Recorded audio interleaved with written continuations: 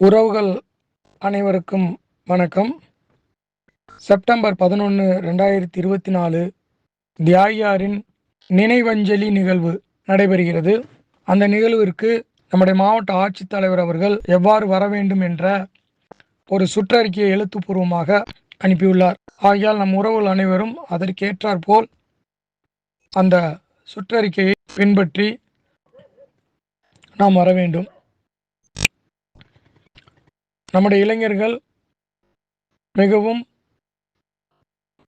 சிறந்த ஒரு பற்றாளர்கள், மிகுந்த அறிவுள்ளவர்கள், மிகுந்த ஞானம் உள்ளவர்கள், படித்தவர்கள்.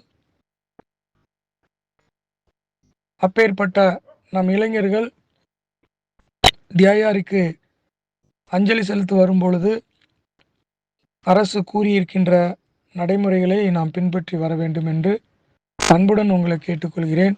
அனைவரும் ஜாதி, மதம், இனம், மொழி கடந்து தியாகியாருக்கு அஞ்சலி செலுத்த வேண்டும்.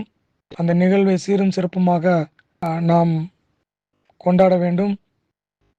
ஏனென்று கேட்டால், நமக்கு செப்டம்பர் 11 தியாகியார நினைவு நாளுக்கு பின்பு அக்டோபர் 9ஆம் தேதி நூற்றாண்டு விழாவாக இந்த வருடம் அரசு கொண்டாடப் போகிறது. அந்த விழாவிற்கும் நாம் தயார் செய்ய வேண்டும். நமக்கு 2 விழாக்கள் கிடைத்துள்ளன.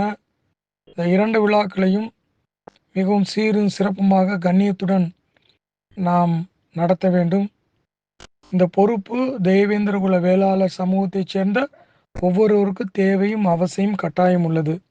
ஆகையால் இந்த வழி நெறிமுறைகளை நீங்கள் கடைபிடிக்க வேண்டும். தனக்கு சொந்த வாகனம் இல்லை என்று நீங்கள் கவலைப்பட வேண்டாம். நீங்கள் உங்கள் ஊரில் இருக்கக்கூடிய பஸ் டெப்போவிற்கு சென்று எந்த ஊரிலிருந்து வாகனம் வேண்டும் என்பதை நீங்கள் எழுதி கொடுத்து பரமக்குடி வரை அந்த வாகனம் வரும்.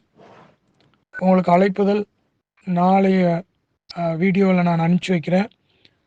அதை நீங்கள் நகலெடுத்து உங்கள் டிப்போ மேனேஜருக்கு கொடுங்கள். நல்ல ஒரு ஃப்ளெக்ஸ் பேனர் வச்சு நீங்கள் வாங்க, சந்தோஷமாக வாங்க. நிகழ்வை நம்ம ரொம்ப சந்தோஷமாக எந்த விதமான அசம்பாவிதம் இல்லாமல் நாம் நடத்தி காட்ட வேண்டும்.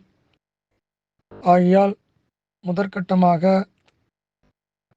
நாம் செப்டம்பர் 11 அன்று வருகை பெறுவதற்கு தயார்படுத்த வேண்டும், அனுமதி பெற வேண்டும் போன்ற காரியங்களை நீங்கள் அறிந்து அதற்கேற்றாற்போல் செப்டம்பர் 11 அன்று தியாகியாருக்கு அஞ்சலி செலுத்த வர வேண்டுமாய் அன்புடன் கேட்டுக்கொள்கிறேன். இப்படிக்கு இமானுவேல் ரமேஷ் தேவேந்திரன், தியாகியாரின் பேரன்.